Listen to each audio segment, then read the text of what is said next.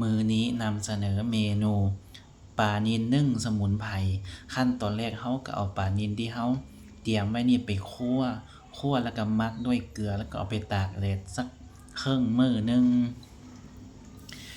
แล้วบัดทีนี้เราก็เกียมข่าเกียมตะไคร้ที่เราเกียมไว้นั่นไปตำไปบดให้มันละเอียดแล้วก็ใส่ข้าวเบื่อลงไปในจักหน่อยใส่ผงชูรสลงไปในจักหน่อย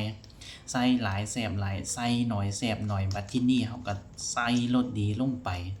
สักครึ่งบวงหนึ่ง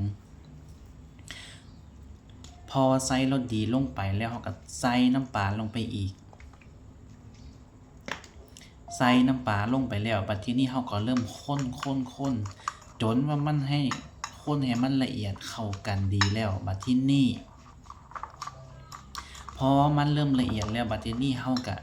เกี่ยมปลาที่เราเกี่ยมไว้นั่นเอามาแผ่ออกหลังจากแผ่ออกลงไปแล้วเราก็เอาพวกสมุนไพรที่เราบดละเอียดดีแล้วผสมดีแล้วเข้าใส่ในท้องปลาขั้นตอนนี้เราก็จะเฮ็ดละเอียดกันแน่เด้อพี่น้องใส่ลงในท้องปลาแล้วบัดนี้เราก็คนแบบกระจายสมุนไพรให้มันทั่วท้องปลาเพราะว่ามันทั่วท้องปลาไปแล้วบัดทีนี้เราก็เริ่มใส่หอมพวกหอมที่เราเกี่ยมไว้พวกหอมผักชีอันนี้ผมจะใส่ลงไปในท้องปลาเลยเด้อพี่น้องเด้อใส่ลงไปในท้องปลา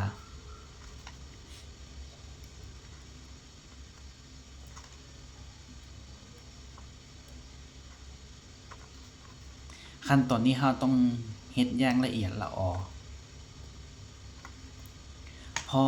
ใส่ลงไปในท้องปลาหมดแล้วบัดทีนี้เราก็เริ่มเอาปลาทั้งสองข้างนี่เริ่มเข้าประกบกันเด้พี่น้องประกบกันเราต้องเฮ็ดอย่างละเอียดพอประกบกันเข้าแล้วบัดทีนี้เราก็เริ่มหาเอาพวกตอกอีหยังก็ว่าไปแต่มื้อนี้ผมบ่มีตอกก็เลยเอาก้านตองมัดเอาถ้ามีตอกมามัดคงคือสิดีเนาะพี่น้องเนาะ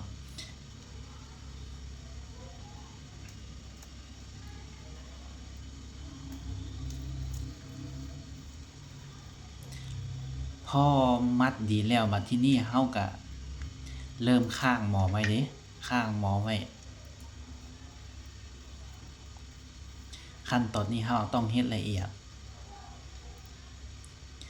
บัดทีนี้เราก็ใส่ลงไปในซึ่งนี่ก็จะเป็นซึ่งหม้อหุงข้าว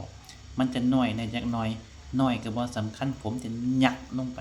ให้มันยัดลงไปให้มันจนได้ยัดลงไปถ้ามีซึ่งใหญ่ๆคงสิดี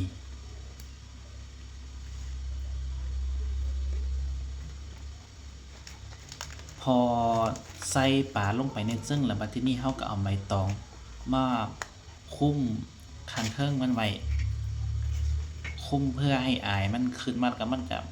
ฟุ้งอายมันลงไปอีกบัดทีนี้หม้อของเขามันก็กำลังเดือดบัดทีนี้เขาก็ตั้งลงไปใส่ลงไปในหม้อบัดทีนี้เขาก็ท่ารอแต่มันสุกอย่างเดียวนึ่งสักประมาณ30นาทีนี่แหละมันก็สุกเองขั้นตอนนี้เขาก็จะรอจนมันสุกมาเบิ่งว่ามันสิเป็นจังใด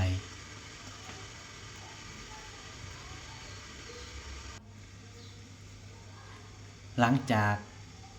มันเริ่มสุกประมาณ30-40นาทีปัจจุบันหน้าตามันก็จะได้ประมาณนี้นี่พี่น้องหน้าตามันก็จะประมาณนี้น่ากินบ่ล่ะพี่น้องนี่หน้าตาตอนมันสุกก็อย่าลืมเอาไปเฮ็ดกินกันลองเบิ่งเด้อบอกได้เลยว่าเมนูนี้โคตรแซ่บเลย